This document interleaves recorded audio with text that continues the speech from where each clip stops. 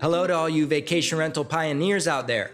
My name's Matt Landau, and this is Unlocked, the podcast series that introduces you to the world's leading vacation rental innovators by diving deep into one single key, one specific best practice or technique that opened the door and changed the game.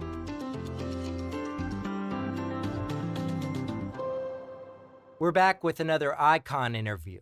For those of you who don't know, the Unlocked podcast series is typically short, actionable tips that you can implement immediately. But in the process of building up all of these wonderful, actionable items, we realized that there were some individuals in our industry that had a bigger story to tell. These were the individuals who were somehow changing the trajectory of a young industry. And really, I just wanted to sit down with these folks and ask them some personal and difficult questions. I'll be publishing a few of these longer form icon interviews over the course of the next few months, so let us know what you think. They'll also be in between the regular style of Unlocked sessions. Those are not going anywhere. I think these fly-on-the-wall conversations will make for a little more light, fresh, fun listening. Mike Copps is the executive director of the Vacation Rental Management Association, which is the leading trade association for our industry. Now, trade associations play an important role in business because they act as the unified voice that speaks on behalf of everyone. This as opposed to having a gazillion individual voices attempting to sing together. The VRMA is especially important to our industry because we are so new. We are so diverse and fragmented. We are not like more established industries like dentistry, who's been around forever and have all their stuff figured out. This is why the character and the personality of the person running our trade association is huge. I had the chance to sit down with Mike and learn a little bit more about who he is, the kinds of decision making that he utilizes, and some of the big goals that he's looking to achieve on behalf of us all. I think it's fair to say that 2019 will be the most influential year for vacation rentals in history. And with its growth and its leadership over the past few years, it'll be VRMA's most important year on the books to spearhead all of that. Thankfully, as you'll hear in this conversation, Mike's not only ready for that challenge, but he is excited and maybe more enthusiastic about it than he ever has been before. Here's me and Mike. My name is Matt Landau, and this is Unlocked. That's the way I introduce myself in the podcasts. I love it. And I'd like to welcome you, sir. Can I do the same? Yes. My name is Mike Copps. I'm the executive director for the Vacation Rental Management Association. Thank you for having me. Thank you for being here. Where are we right now? We are in my hometown, Washington, D.C., about 3 blocks away from the VRMA headquarters. You literally have your headquarters around the corner. Right here. And how big are headquarters, out of curiosity? So VRMA is managed by an association management company called Smith Buckland, and our headquarters are actually in Chicago. And the company has about 700 employees total. We provide full service management for fewer than 100 associations, but close to it. So about 550 of those employees, thereabouts, are in Chicago. About 150 are here. Wow. So it's a matrix business model, right? So what does that even mean? I don't think I've ever heard that. There's individuals on the marketing team, for instance, who work for some of those other associations that we manage. In different industries, not even necessarily hospitality. So like certain individual who's helping you out with marketing may also be helping a entirely different industry. Yeah, it's like just-in-time staffing type of model, right? So if we need them for a project around a conference, whatever they may be working on, we get them for that percentage of time. They only bill for that percentage of time. So there's about 24 individuals who work on VRMA in some capacity, but it only equates out to about 8.5 full-time equivalents. And that's just a way for a small association to be able to afford a great person. Exactly. Good talent.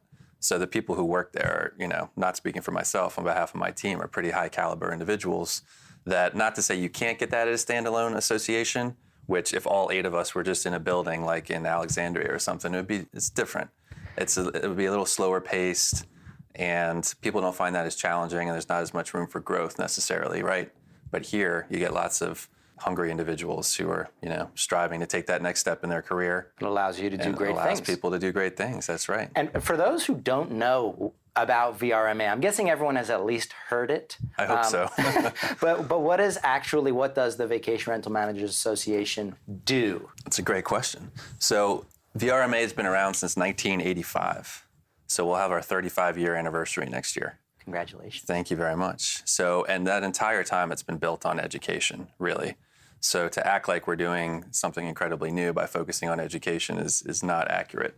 But what we are doing new is tied to the growth of the industry and kind of trying to adjust to everything that's going on, both regulatory and, of course, on the tech side and the data side, and educating our members around how to stay on top of everything that's taking place, right? And it's a nonprofit association by nature. Yeah, absolutely. So trade associations, for the most part, are nonprofit organizations. So there's no owner, there's no principal, and there's no shareholders. It's by the members and for the members. So any money that we make, any bottom line, just goes back into the association and investing in new programs and products. So in terms of leadership, there is a staff Yep, that works around the corner. exactly right. And some remotely, I'm guessing. And then there's also some separate board or something? Exactly right. Okay. So the way that we talk about it in the boardroom is looking at it as a bicycle. It's just a kind of crude analogy or metaphor, but it works because the front wheel of the bike is the board of directors. And the board of directors is comprised entirely, exactly, of members. Yeah, so for they those steer people it. that are not in the room, I'm doing Matt's like a little... doing really good impersonation of driving a bike. And the board is steering it, steering the association in the direction they want it to go, right? Okay. And the people who are steering it are our members. So every year there's an election process. It's actually just started, where we're doing a call for nominations. It goes out to our entire membership. And everyone has the opportunity to run to be on the board of directors. And then there's a nominating committee who reviews all of that and puts the slate in front of membership. Membership all votes on it. And then at our annual conference every year, the new board members come on board. And they hop on that bike and they start steering it in the direction that it needs to go strategically. And they're not paid to do that. Total volunteer, 100%. So if you've been to our events or if you come to our events in the future and you see at the beginning Jody Rafosco on stage or Mike Harrington on stage, they're doing that just as volunteerism to lead the association and help drive it in that direction just for the good of the industry because they're so invested in it and it means so much to them. And that, I don't think, gets as much credit as it deserves. It doesn't, because it's not only like you see them there, yes, but the board is meeting monthly and we meet in person quarterly. We just met 2 weeks ago in Charlotte. What type of person volunteers their time outside of their own business to help a greater industry? This is the best part of my job, is that it's really passionate people, right, who are really engaged and really care about vacation rentals and are passionate about moving the industry forward. And the association is, you know, the microcosm of the industry. And so if the board is the front wheel steering, you guys are the back Us wheel? on the back, yep. So, you know, they're asking where we're going, why we're going there. And then on the back, we're figuring out how and when and all that, all the logistical pieces that go into it. Yeah, you're the gears also, and all those little chains. Now you're making this crude analogy a little deeper. I think it's good. Yeah. Because my next question is going to be, who's actually pedaling? That's a great question. I think all of us together probably, yeah. Or maybe it's one of those autonomous bikes that if they're doing their job and we're doing ours, it just pedals itself, right? Yeah, I was Members, thinking tandem bike in which you sit, but those never work well. So autonomous is way better. let's not get on a tandem bike. No unicycles, just a regular bike. That's right. I like that analogy. Yeah. And you're moving, and I'd like to get to the distance that you have come and all the things that you want to accomplish soon. But before that, I would like to actually take a step back and ask you some questions about Mike Copps, because did you just like jump into this role as a young child, like at the age of 10? In 1985? Yeah. No, I did not, but thank you for thinking that. How'd you get here? I've been in this role for about 3.5 years now. That's when VRMA came to the new management company. And I interviewed with the board at that time, and luckily they liked me enough to put me in this position. But prior to that, I've been in association management for most of my career. Interesting. So when I said born and raised in D.C., it's because my dad was in the federal government. And when he was taking stints in between his time there, he worked for some trade associations. So I kind of knew of them coming up and had some connections in the industry when I came out of undergrad. The industry meaning? The association industry in general. Yeah. So I actually started like in the healthcare industry within the association space. Let's call it a space instead of an industry. And spent some time there and made my way to a group called the Community Associations Institute, which has a big property management component to it, and certification programs and education geared towards property managers of condos and HOAs. So I was a director of membership there, and had a good sense for the property management side of things, not in the vacation rental space, but learning kind of the basics of the logistics of managing properties. And then I went back to school right after that to get my MBA. Where did you go to school in the first place? Right across the street at George Washington University Oh, nice. to get That's my where master's. my brother went. Oh, really? Yeah. Yeah, so I went there, and when I was there, I started working for this management company. So I've actually been with Smith Buckland for 10 years. Wow. And so you're hired by Smith Buckland. I was hired by Smith Buckland. Who is hired by the VRMA as an association. Right. Okay, got exactly it. right. Got it. So I was running some other associations through Smith Buckland. Got it. Primarily on the healthcare side. Okay. And then when VRMA came in, I was looking for kind of my next opportunity. I was like, oh man, that is a cool industry. And, I have enough of a foundation of knowledge there. And they were looking for someone to kind of take the group to the next level and build out like advocacy and, some new forward-thinking educational programs and business intelligence type stuff and partnerships. And I had experience in those realms. So I raised my hand and went down to New Orleans and met with the board. And here we are 3.5 years later. Oh, that must have been at the first ever VRMA event I attended in New Hilton, Orleans. yeah. At the Hilton, That's right. That was my first too. I never bought a ticket. I just snuck in. I didn't buy a ticket either. Nice. I snuck into the boardroom. And, I knew we got along for a reason. There you go. Don't sneak in this year, though. We're back in New Orleans. I know all the secret entrances now. Oh, no. Yeah, you have no we'll idea. let you in. We'll let you in. And I would like to talk about New Orleans International Me too. VRMA event this year because it's going to be crazy cool. It is. But just to clarify one thing, what did you learn from your work in industry associations? What makes it an association successful in an industry outside of vacation rental before you even got started? Yeah, so there's so many variables that combine to that. So you would look at a group like VRMA and say, well, the industry's growing so rapidly. Of course, the association is just going to grow as a product of that. And that's not necessarily the case in any industry. You have to have the value proposition of the association to have the right members and the right people under the tent. And then you have to have the right people in the boardroom who are a representation of that membership, right? So it's got to be engaged members and it's got to be an engaged board who are really focused on moving the association forward and really care. And they're not just there to put something on their resume. I've worked with groups before that are just like, I need to do this. It's part of my promotion path at my company to be a member of a national association, right? And there's a fair amount of that goes on, and they're not engaged. They come to the board meetings, but they're not really pushing the envelope. So I can just kind of envision what a medical association board meeting feels like. Yeah, and somewhere, I worked with some groups on the supply chain side as well. So these aren't like, medical professionals by any means. They're in sales. They're selling, medical devices or pharmaceutical products, that type of thing. Some of them are great, and some are not as engaged. So how much does the fact that an industry is growing rapidly help? It helps. It certainly contributes to it. It makes we haven't had any issues with, membership dropping off and, how do we position the importance of being a part of this when the industry isn't necessarily changing or it's, just kind of stagnant. Why do you need to be a part of that?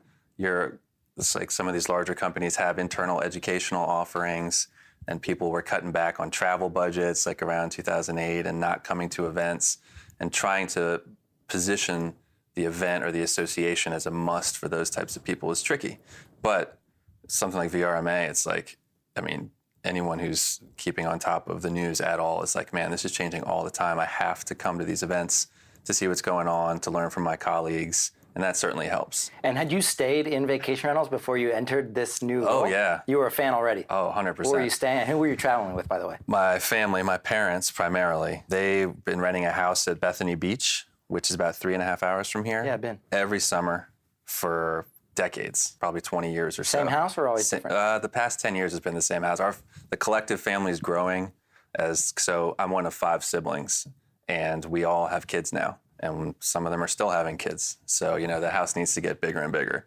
But yeah, I've been staying at vacation rentals a long time, as well as I've stayed at Deep Creek Lake. Our current president, Jody Rafosco, manages properties, the company Taylor Made in Deep Creek that I've stayed at before I even knew her. It was part of VRMA. Nice. Yeah, my family's gone there all the time. You're already doing business together. Absolutely, yeah. And how would you book your properties? You go through HomeAway or something like that? Or you're booking direct? It was probably booking direct back then. And it has before been. It existed almost. Yeah, that's right. It has been with Bethany Beach. We've had a relationship with the management company there going way back. So yeah, no listing sites for those. Yeah. So you knew that this was a kind of travel, a product or a service, whatever you want to call it, that you appreciated, that you understood. Absolutely. Biggest learning point once you actually started working in the vacation rental space? Biggest surprise?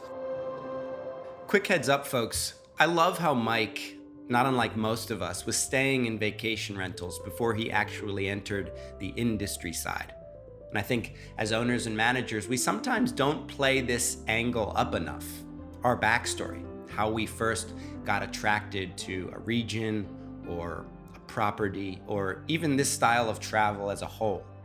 As Mike goes on to share everything he brought with him to the industry, think about your personal story and how it can resonate with prospective guests when woven into your marketing today.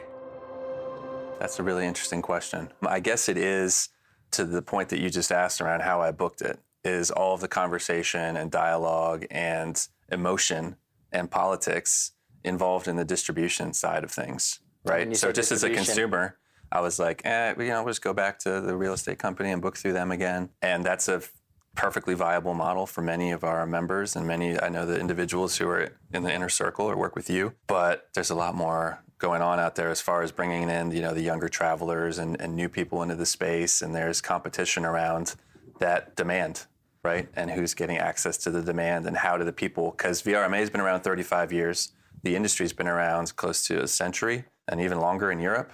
Right? Some of our members have been operating since the 1960s. So this whole sharing economy concept, it's like a decade old, and now everyone's like, oh yeah, short-term rentals or Airbnb. It's like, well, Kinda. Yeah, Airbnb is, yes, a mechanism to find them, certainly, but they've been around for a long time. So that whole piece of those groups coming into this space that's been around, and not that it was set in its ways, it's been evolving over that course of time, but that's been a pretty big shift for people to deal with and wrap their arms around. So. And when you started working with VRMA 3.5 years ago, I'm guessing that because they have been around for 30, how many years? 35. 35 years.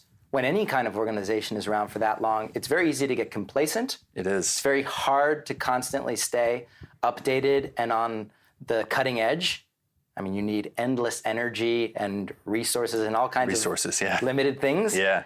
Did you come across that challenge? Oh, yeah. Yeah, absolutely. But fortunately, because it's such a great board that they were willing immediately, as part of bringing us on, so it's kind of good timing, to kind of take a step back and reevaluate everything they were doing. Be like, all right, what's working? Let's kind of audit everything and see where there's, not like a full-scale SWOT analysis of every little programmatic aspect, but trying to find the opportunities and gaps and where the potential competitors could come in and fill those gaps and where do we need to be. So hitting pause or reset, taking a step back, and also I'm guessing entrusting in you and your team the right new things to do, because if it's not broke or if we've always done it this way, it becomes very easy to just think that we've got it all figured out. So easy. So a great example of that is just what just took place a couple weeks ago in Charlotte is our spring forum. So we've been doing these regional conferences for years, I think like 15 years. So we had an Eastern regional and a Western regional. And they were basically the big fall conference that you've come to, just mini versions of that on the coast, with the goal being, hey, we can get more people to travel to these, easier to drive to, that type of thing. And they were kind of mirroring each other. The content was similar. The exhibitors were having to come to both events. They were successful events. They were making money for the association. They were growing year over year. Is that, by the way you gauge the success of an event? No, that's what I'm getting to. Okay, I'm sorry. No, you're exactly. When we were looking at the event strategy during this, it's like, well, these events are growing, but there was the value proposition there is what I just explained to you. Like, are you going to come to that event based on how, I would obviously, the marketing verbiage would be a little better than that, but the elevator pitch for it was not really deep and significant, right? To convince, to really move the bar and to look forward like 5 years from now, like what are people going to be wanting? People aren't just going to come to events. And you're in the industry, you see the number of events that are popping up left and right, be it from companies or like actual property management software companies or even listing sites, all the way through other groups similar to ours, some even nonprofits that see an opportunity for events in this space because there's a need for education in this space. And are events a profitable thing when done properly? Yeah, they can be. They certainly can be. And these were, right? But the board was like, so in 5 years, we have to have something that differentiates us in this space. So this spring forum that we just did in Charlotte is not a regional thing. It's going to be in Chicago next April, but it's interactive and hands-on, like in-depth learning. Like you come to sessions and you leave with a marketing plan or ideas for like how to rejuvenate your website, a strategic plan structure.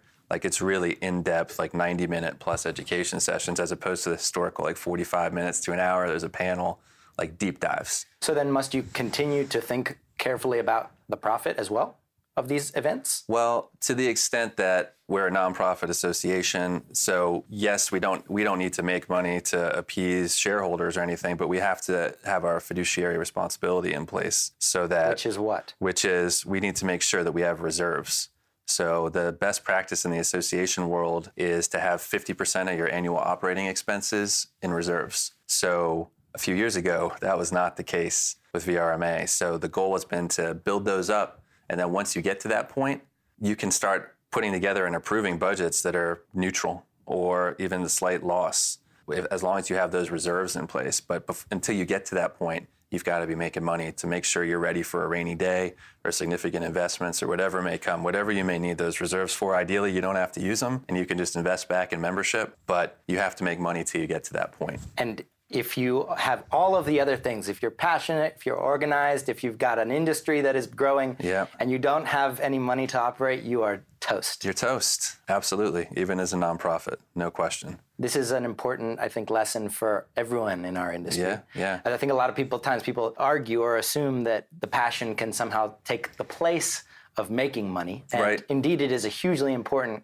element, but at the same time, you don't get to exercise that passion if your business is losing money or somehow, in debt. You said it. Yeah, so like the board members are volunteers, right? I'm making it sound like this is this cheap endeavor, but we're a nonprofit. You can find our 990s online. They're publicly available. You can see that our operating expenses are about $3.7 million every year to do everything that we do to run the association. So we got up to that $1.8, $1.9 million in reserves.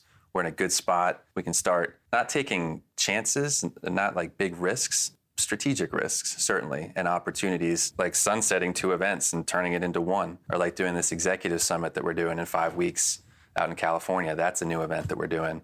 We've launched a certificate program. We're launching an accreditation program. We launched our VRMA Insights Business Intelligence program. This is all going on right now because the association's in a good place and growing and financially stable and engaged, and the industry's growing. So all these pieces that you talked about are there, and it's a good time. I've observed all of this and sent you a number of emails complimenting you for all of the wonderful work. Which I appreciate. Which is well-deserved. And I love compliments. I think oftentimes it goes unnoticed or something, just taken for granted. Like, oh, that's VRMA. They're supposed to be doing all that. But in fact... One of the frustrating... It's not frustrating. I mean, I get it. That it's good that the association's doing well, but we have membership meetings at our annual conferences. I wish there were 1,000 people coming to those to learn about what the association's doing and what's going on and hearing from the board about our finances and all that, but the attendance hasn't been that high. All of this great success that we've been observing. Yep.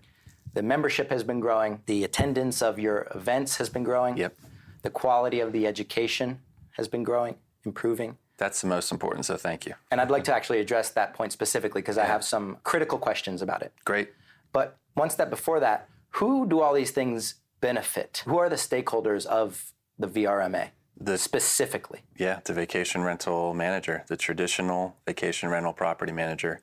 That's what the group was formed for 35 years ago in California by, I think, like 6 people sitting around a table. So it was called the Vacation Rental Managers Association until about 3 years ago when we changed it to management, just to kind of encapsulate the entire vacation rental continuum. Meaning frontline staff, housekeeping, maintenance, the C-suite. Some of the C-suite don't necessarily consider themselves property managers, right? They're part of the management, but so our supplier community as well. All the exhibitors, the listing sites, everyone who's involved in management, they're members. They're not just exhibitors at our shows. They're members of the association, which we greatly appreciate, but the strategic direction and what we try to do is all, for the most part, in the name of the vacation rental manager. And a demographic of people that I never hear you guys mention, though I don't think you ignore, is the owner, the single property owner. Sure. Or maybe someone who owns 2 or 3 properties, who, in all fairness, is managing their properties. I know. But they certainly don't think of themselves as property managers. They think of themselves as owners, rent-by owners, whatever you want to call them. Right.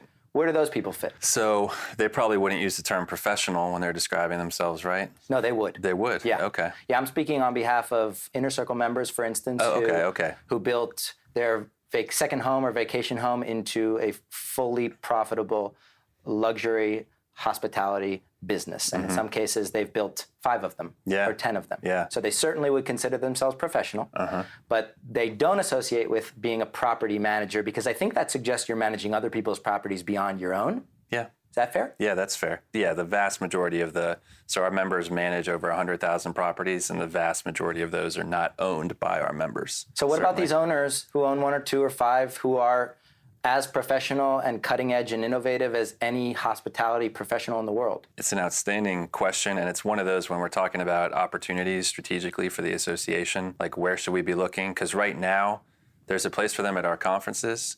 There's a place for them to join VRMA, but we have this membership structure that's been in place for a while now that you can join as a startup manager if you have 5 or fewer properties. But if you don't manage more than 5 properties by the time that 1-year membership is over, you can't renew your membership as a startup. You have to move on to that 5+. So all of our members who are members for more than a year manage 5 or more properties. What if average about 150, 170. What if I'm a bleeding edge vacation rental professional and I don't want to grow my business past 5? I get it. Do I have a place within the VRMA? Right now, you have a place to join, and you will always have a place to come to our events. But this is a conversation that we are talking about strategically, because this is a real segment of the market that's out there. And there is that level of professionalism and that commitment to the industry. And the original intent of this was to separate the professionalism. That's why I asked that up front. Would they consider themselves professionals? If they do, then there should be a place for them within the association, right? So we have a new strategic plan that we're going to be working on in the beginning of June and rolling out around the time of the conference in New Orleans. And I wouldn't be surprised if there was some aspect of that puts a little bit more focus onto that corner of the market. I can't speak and say there's going to be a whole new member category or anything like that. It's not like you're on tape or being recorded or anything. Right, exactly. No one can point back to this at any time. But it's a reality. It's there, and I'm not going to say it would be a mistake for us to ignore that segment, but it would certainly be an opportunity for us to bring them under the umbrella, because what we're always talking about is this rising tide mentality, right? There are some forces out there, in DC even and elsewhere, who are advocating heavily against the short-term rental industry and making it really hard to operate in lots of major markets, as you know. And the more people who we have working together to push back on that, it's only going to be a good thing for everybody. So I would like to just share my observation in that sense. Please. I've always noticed that the biggest, richest, most powerful hotel companies in the world look at, let's just say, a hotel like this, the Fairmont. Sure. Is that part of a bigger chain? I think so. Let's not do this because I don't know anything about it. Okay, yeah. Let's say a big company like Marriott. I think Marriott does own Fairmont. So I've always noticed that they are looking to learn from the boutique hotels. Sure. Who are doing everything in an incredibly personalized, curated way, granted a much smaller potential market size for that kind of product. But they're constantly investing in replicating aspects of someone smaller than them to apply to their business model. I've also noticed that the boutique hotel chains of the world look to some of the most cutting-edge vacation rental managers because they're even smaller. Right. And they're able to do things even more personalized, even more detail-oriented. Sure. My argument here is that the property managers of our industry are looking at the even smaller guys, the 1 property owners, the 3 property owners, the 5 property owners, the professional ones, in your words, that are doing this hospitality thing better than anyone else maybe in the world. Sure. And it might not be replicable. You may not be able to replicate that level of personalization with 100 properties. Could be tough to scale, yeah. But they are the bleeding edge. They're the tip. Right. And my argument here in this discussion about size of business and its importance to the industry is just like kind of how you ended, that there is indeed a place for all, and that in some cases the smaller people can do things the best. And what we found at our Inner Circle gatherings, which attract a very diverse group of vacation rental professionals, the managers with thousands versus the individual property owners with 1 or 2, right, is that the individual property owners with 1 or 2 are learning from those managers as much, if not more so, than vice versa. Right. And I think that's just a wonderful kind of learning. So why should that not be taking place at VRMA events, right? Yeah. Great. So consider this an invitation for you to curate a session in New Orleans. You heard it here first. Yeah, some of those inner circle members and those smaller operators, because yeah, absolutely, that's what it's all about. That is the essence. It's picking up nuggets from others in the industry, no question. That is the essence of an association in general, right? It's just getting like-minded people in the same space together to learn from each other and pick up better practices to be better at their jobs. And don't you oftentimes feel that like it's also labels in people's minds that keep them from learning from a smaller vacation rental business owner or vice versa? No question. And I'm sure that's not unique to this industry because, I mean, even in the association industry that goes on, like what am I going to learn from that smaller trade association?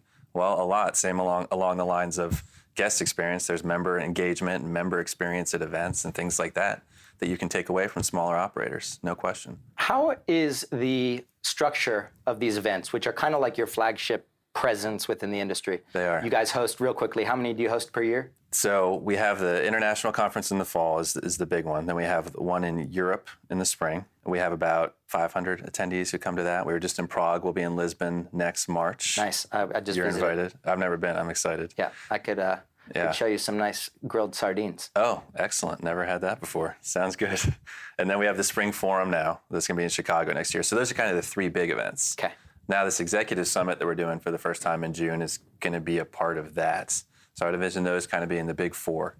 And then we're doing these VRMA Connects that are more localized one-day events in various locales, depending on our member presence and industry penetration in those areas. So we've done North Carolina, we did New England, and we were part of the Hawaii Life event for VR Pro Day in Hawaii in December. And then this fall, we'll be doing Breckenridge, and we'll be going back to North Carolina and New England in November, December. So what's that, 8 events? A lot. I lost count. I think 8. Is it safe to say that all of these events are growing every single year? Europe was flat this year over Paris, but we took the risk of going a little further east into the continent. And it was flat, but I would say it grew the energy-wise and the evaluations, like the qualitative stuff was amazing this year. It was the best European event we've had. Excellent. Everything else is, the international conference, we had over 1,800 people this year. We'd never had, the year prior we had 1,400. Year before that, 1,200. So it's really significant growth. I think we'll hit 2,000 in New Orleans. Incredible. Especially if you bring all these inner circle speakers for us. Put you over the top. Yeah, exactly. And thank you, by the way, while I have you here for the wonderful chance to come to Vegas. Absolutely. Last year, that was a blast. That was so cool. I've never been in front of so many people before. Yeah, it's fun, a right? lot of people. It's frightening. Oh, you didn't come across as scared at all. You can tell when people are scared. You didn't come across as scared. Well, I had the trembling. It was great. It was a cool presentation you did too, and showing the preview of the show was awesome. Thank you. Yeah. Back to my question, like how over these years that you've been with the organization has the educational pillar, what you describe as the main purpose, improved? Yep. Question 1. It's a 2-part question. Great. You ready? I'm ready. You want the first part or the second part?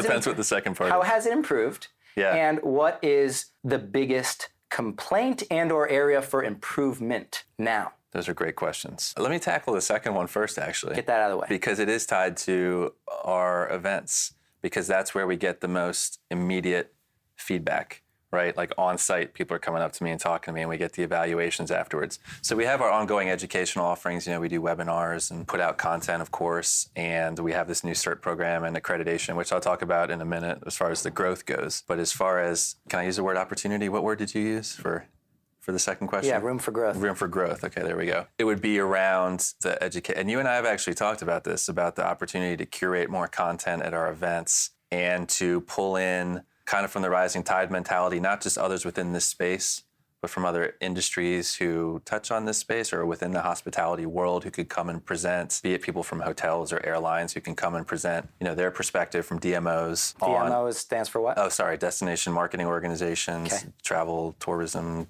boards, groups like that. And this being real quickly because our industry simply doesn't have tons of experts who have been doing this for decades and decades. We're still new. Exactly. So you kind of have to look at those kinds of spaces. Learn from others on that, no question. And getting some new speakers. We have some outstanding speakers who have been doing this for a long time, and we want to keep them there, but we also want to bring on new blood. There's so many talented vacation rental managers out there, and we want to hear from them. and their colleagues want to hear from them, to the point that you were just saying, to learn from some of these smaller companies or even some of the bigger companies who don't speak. Like, what are you doing that's working? You're coming to our events, share with people. And may I just add an asterisk to that? A lot of the folks who are now great speakers on this circuit, they started not so long ago presenting their information publicly for the first time ever. They were equally frightened as everybody else. No doubt. Had never actually articulated these things Absolutely. before. Started off and learned on the job, kind of, it. and practiced Yep. and improved it. So to those listening who feel like they have something unique to say, we all started at that point. Absolutely, and great timing on, because what we want to do is have more of a carrot, starting with New Orleans. So for those vacation rental managers who are going to come and present the content, they get a free registration to the conference. Okay, They don't have to pay. I'll take that. Yeah, absolutely. And that's even if you're part of a panel. So if you're not comfortable putting together your own session, you can just click a little link on our site that says, I want to be part of a panel. I've got expertise in these areas. And the education committee and our staff will find a spot for those individuals. So if you're offering to contribute to the event, Yep. you can get approved and not have to pay your ticket. You got it. Excellent. And we're going to do a dinner only for speakers. That's vacation rental managers and exhibitors and suppliers, because the supplier community brings a ton of value. And man, there's some great speakers on the supplier side. When you say suppliers, talking about like the property management vendors. software companies, Right. listing sites, insurance companies, smart home automation, all that good stuff. Now, yeah. real quick, before you move on to the first part of that question. Yes. Things can get weird when you've got vendors paying thousands of dollars, I'm guessing, Sure. to sponsor an event, and then getting up on stage and selling. I mean, they do that very explicitly, try to sell as opposed to actually say something of value. Right. People who are paying to be at the event. I've been to events outside of the vacation rental industry, and that doesn't feel good to me sitting in the audience. It doesn't. What do we do about that? So we have speaker guidelines, but we're instituting more strict ones around that. And we have moderators in each of the rooms. We collect all the feedback. And when it is a sales pitch, we have files that categorize that. And when we're looking at the new submissions that come in, we'll look at their presentations previous year for those speakers and say, what was the feedback on them? And if we're seeing, sales pitch feedback in there, we're going to get 200 plus submissions for 50 sessions in New Orleans. There's other sessions that we can fill in for that spot. So do not come and do a sales pitch. It's got to be educational content. Can I throw out a radical idea? I love radical ideas. And it's extremely simple too. Great. One rule, of course, in addition to all the guidelines. Yeah. You're not allowed to name your company when you're on stage. Oh, all right. Yeah? Yeah, think about it. If you remove that one piece, all of a sudden these salespeople are going to have to think about something of substance. Right. And they're actually going to talk real about some matter that is of interest as opposed to finding an excuse to mention their company. It's a very simple rule that I think people would absolutely love. It's really interesting. And have like some sort of buzzer or electrocution thing that if they say it, maybe not that part. Yeah, well, who knows? But that's a really interesting concept. Yeah. Because if you really think about it, it would not take away from any presentation.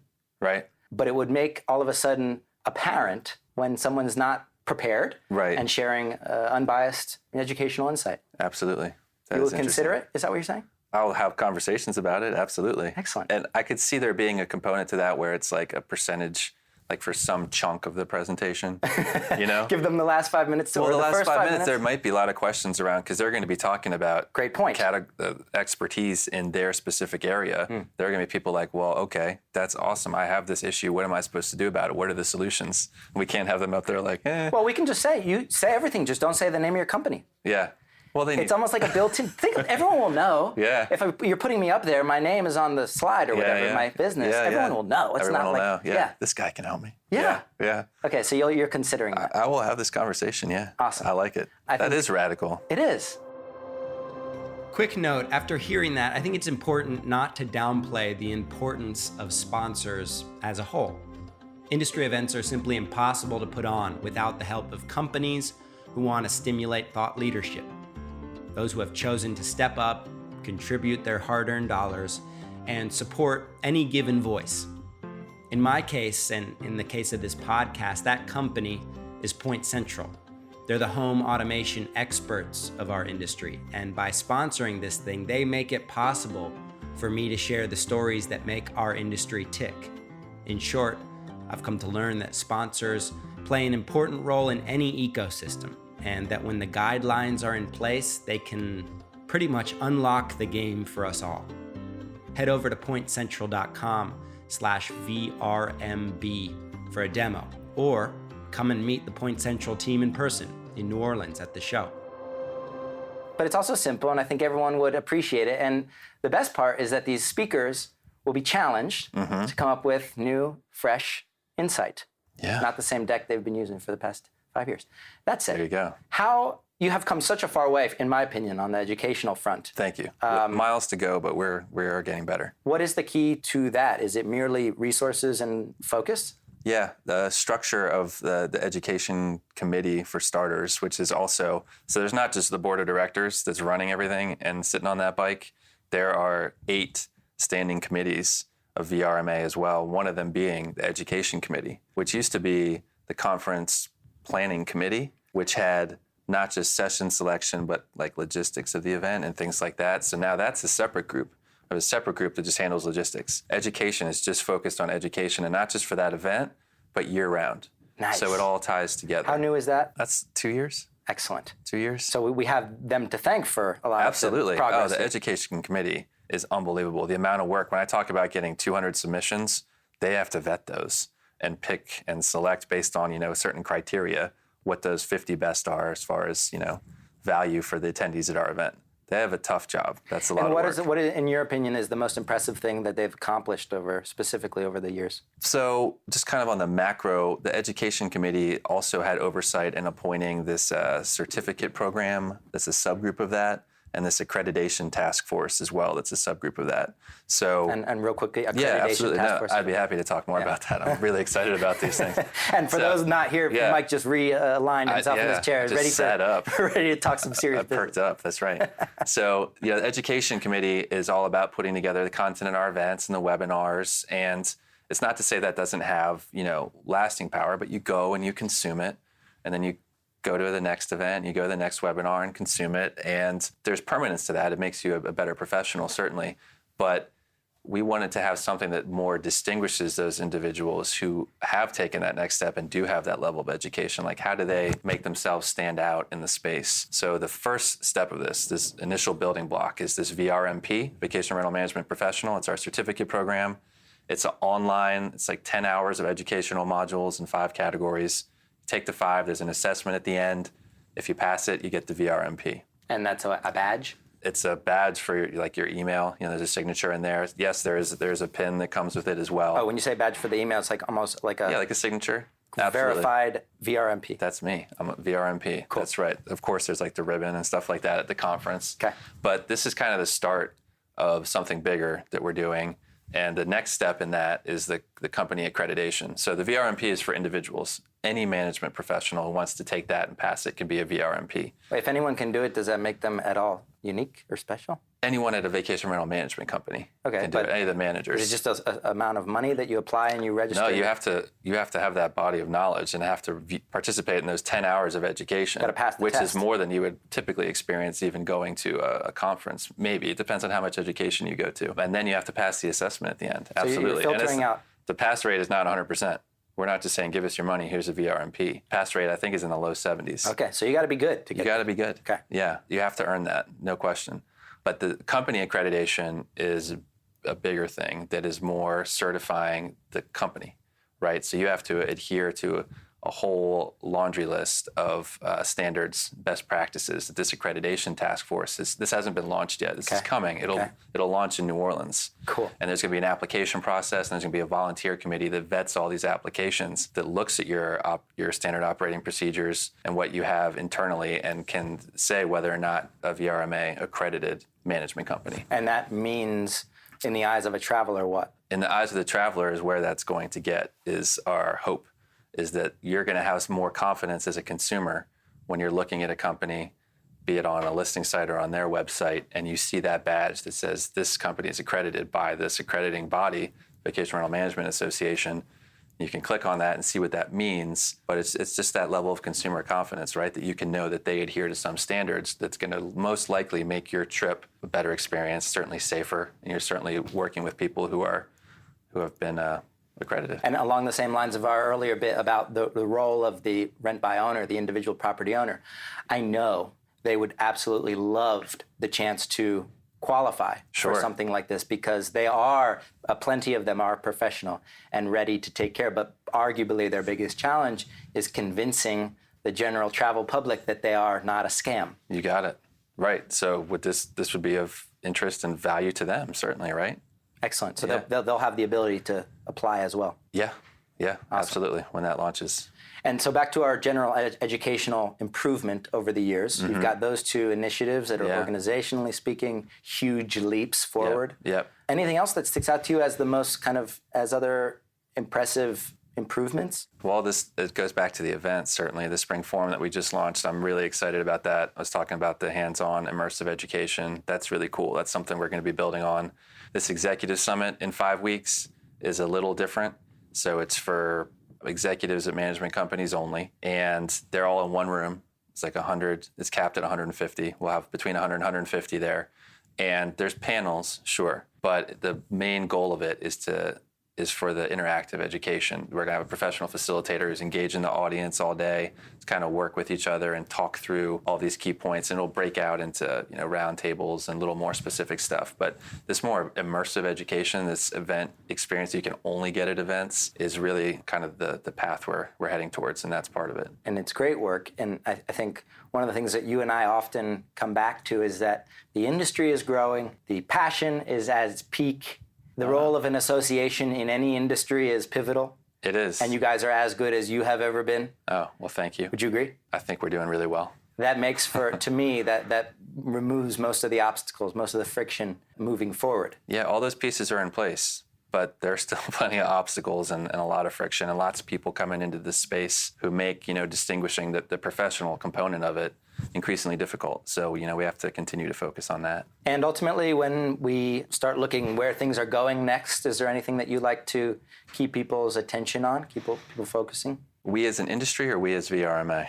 As an industry. It's all about, right now, top of mind is regulatory pieces and just staying in front of that. And even if it's not affecting you and you think it never will, think again. It's gonna be nearby, even if it doesn't come to your town, or it's gonna be at the state level. We're seeing regulations pop up everywhere all the time. And we're an association and we're pushing back on that. But me sending a letter, or our director of government affairs sending a letter to a town, to a city council, to a state senator, to whoever, doesn't mean as much, these letters coming from DC, as it does from the constituents and the residents of those towns who are stimulating the economic impact, who are bringing the tourism in, these guest experiences. That's who they need to hear from. So the more that we can get together at the local and state level and work together, and this is part of the VRMA Connect approach of not just doing these regional things, but doing really specific state events, is to start to generate that community at the state level and drill down to the local level, so that when stuff's popping up and we track it, and we can go out to our members and say, we need to push back on this. And we have a lot of tools in place. We have messaging guides and template letters and letters to the editor, anything you can think of around any type of ordinance that would pop up around whatever it may be, taxation, safety, parking. We have talking points for it, and we want to help our members have those conversations and talk about the importance of the industry. But there's even, as I'm talking about all the forces out there pushing back, there's all these new arguments around, of course, seeing in urban areas, in particular, affordable housing type of conversation. So, we're talking about how to put together studies that counter that talking point around the impact that our industry has, and our members in particular, on affordable housing. And things like cost of compliance. We want to do some studies on that, as far as, towns and states want to regulate it and put in all these ordinances, but they're not thinking through the cost of that and the amount of resources that goes into tracking these types of things, like number of stays, their caps, limitations, things like that, primary only type of ordinances. There's a lot that goes into that, and they need to know what they're getting into when they go down that road. So, and the more people I come across who ask me what kinds of events should I attend once a year, the VRMA event always comes up. And I think in New Orleans, that's a great excuse for people to make it their first, would you say? Oh, absolutely. What are the details of New Orleans, very briefly? Yeah, so New Orleans is I hope I get the dates right, October 15th through 17th, I believe, or thereabouts. All right, we'll provide the details below if it's changed. Yeah, it's at the Hyatt Regency in New Orleans. It's about 3 blocks from my house, by the way. Is it? Yeah. Oh, excellent. We did that on purpose. It's a bit of a walk to Bourbon Street, but that's okay. You have to put in a little work to get there. So we'll keep people in the educational sessions during the day, right? But I mentioned the 50 plus education sessions that VRMA is putting together. We've also partnered with the vacation rental housekeeping professionals, Dirk Johnson. Incredible. Yeah. So we're partnering with them officially. They're providing 3 whole tracks. So another 20 or so sessions just on housekeeping, maintenance, and laundry. So that's going to be cool. So it's not just for the traditional vacation rental manager. Also bring your whole team, right? And New Orleans is pretty drivable for a lot of our major markets. So bring your whole team to get that education as well. And then we'll have 110 plus companies in the exhibit hall, all the categories I was talking about earlier. So if the latest products and services in the industry, if you're looking to explore new offerings or looking to switch what you're using now, that this is the place to come do it, because there's no other place in the vacation rental space where there's that many companies gathered showing off their products and services. Sometimes I like to just wander over to that convention, that hall.